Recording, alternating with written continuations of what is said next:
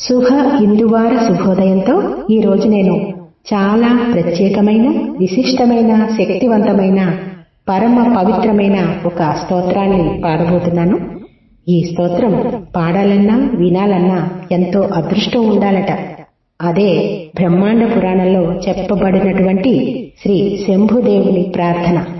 ఈ ప్రార్థన ఎక్కడ వినపడుతుందో అక్కడ ఆ పరమశివుడు తన ప్రమద గణాలతో కొలువై ఉంటాడని, ఈ స్తోత్రాన్ని చదివే వారిని కంటికి రెప్పలా ఆ మహాదేవుడు ఎల్లవేళలా కాపాడుతాడని పురాణాలలో చెప్పబడింది. ఈ శంభుదేవుని ప్రార్థన సాయం సంధ్యా కాలంలో ఈ స్తోత్రాన్ని భక్తి శ్రద్ధలతో చదువుకుంటే ఆ పరమశివుని సంపూర్ణ అనుగ్రహం కలుగుతుంది అనడంలో ఎటువంటి సందేహం లేదు.